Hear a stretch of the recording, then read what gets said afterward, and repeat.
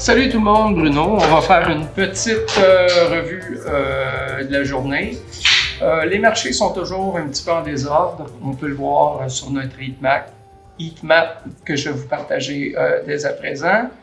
Ça ne sera pas très long.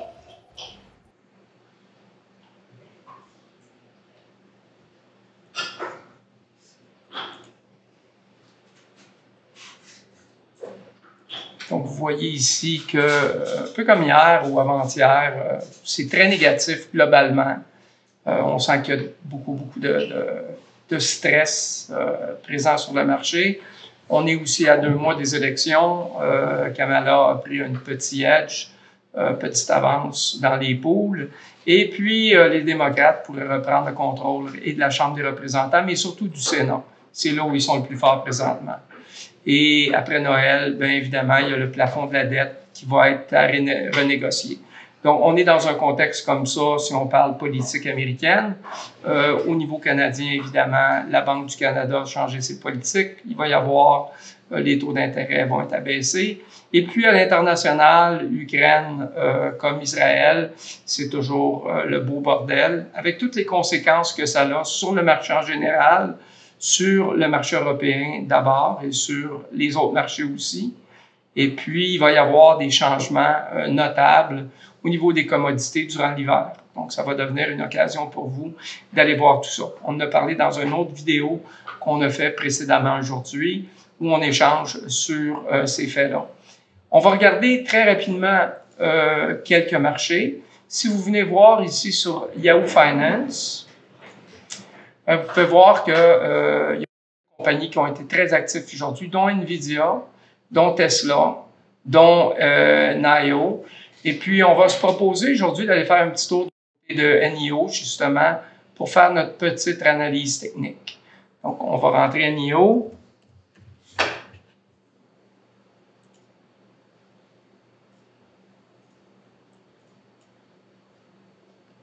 Donc, on a une compagnie ici qui est complètement là, sous pression, en tout cas. Ça va pas très bien.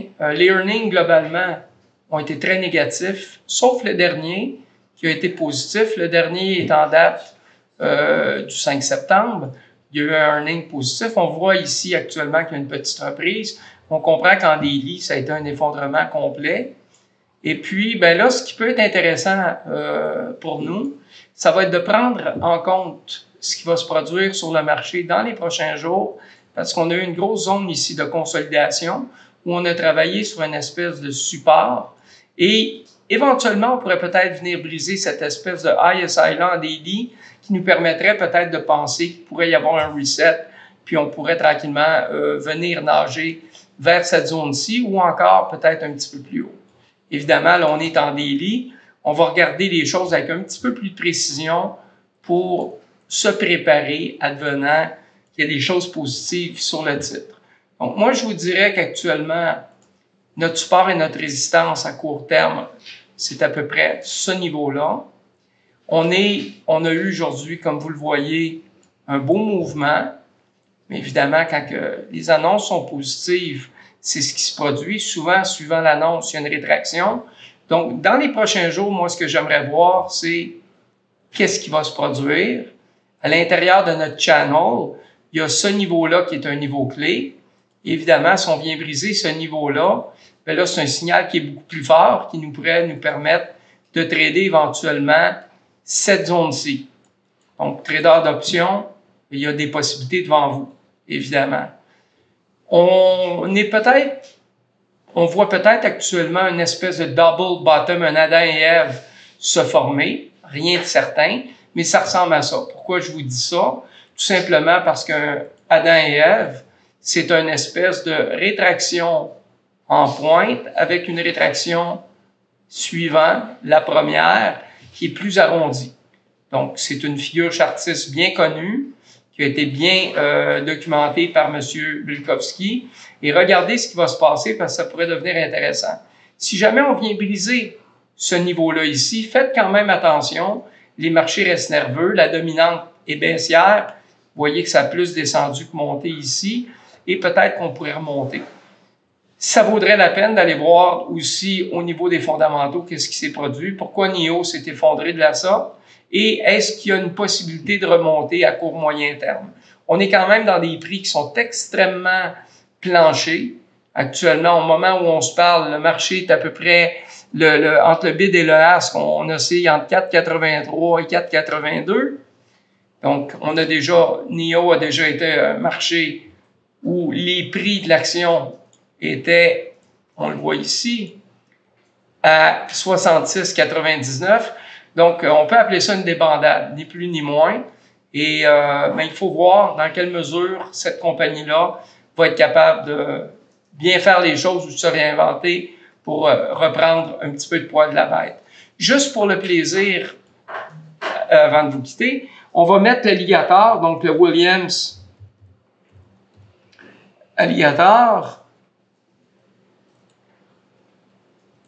Donc, le Williams Alligator, pour regarder peut-être en 30 minutes. Et on va essayer de voir qu'est-ce que l'outil nous dit.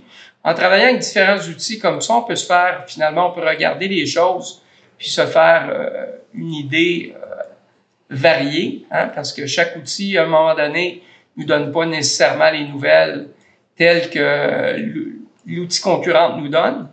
Donc, ce qu'on voit actuellement du point de vue de l'alligator, c'est un titre qui a été, évidemment, très avantagé dans les dernières heures. Les trois moyennes mobiles sont en parallèle. On appelle ça le fangs out. L'alligator actuellement mange. Et on ne semble pas encore être dans un moment de rétraction. Peut-être qu'à court terme, en demi-heure, qu'on va atteindre ce niveau-là avant de marquer une première rétraction, ou peut-être même la dépasser avant de voir que le titre va revenir derrière.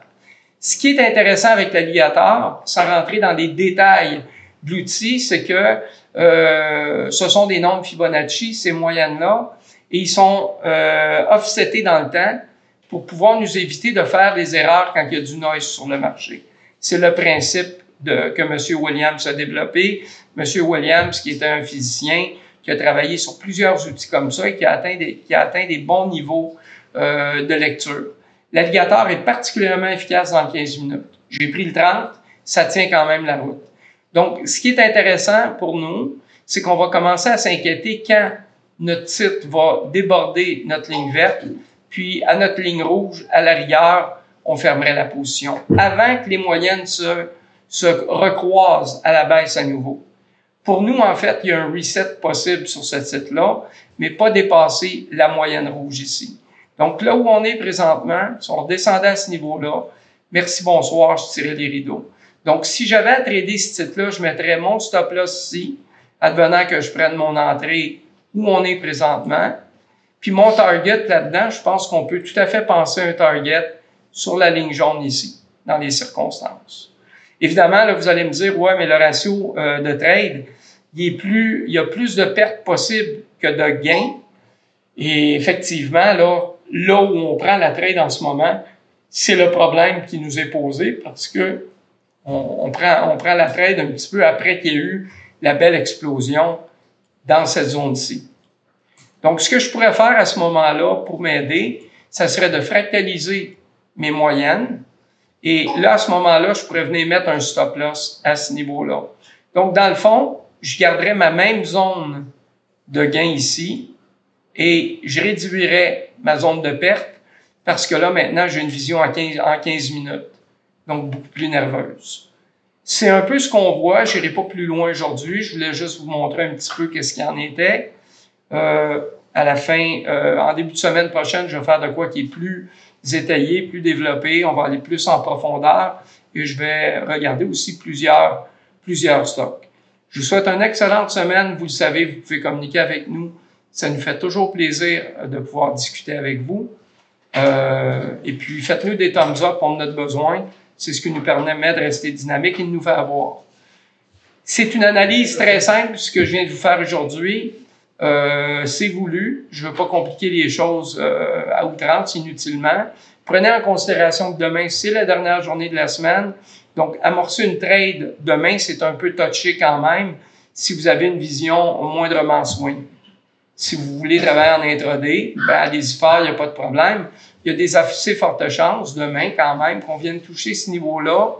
Mais comme il y a eu une annonce aujourd'hui qui a été très positive et que le titre a monté beaucoup, hein, on a aujourd'hui progressé d'ici jusqu'à ici, on n'est pas à l'abri d'une rétraction avant une remontée s'il y a lieu. Merci beaucoup tout le monde, on se reparle. Merci d'être avec nous pour nos analyses hebdomadaires sur YouTube. Si vous aimez le contenu, faites-nous un thumbs up, parlez-en à vos amis. On est aussi présentement sur Discord, c'est gratuit et on offre des analyses beaucoup plus poussées. On espère de vous revoir.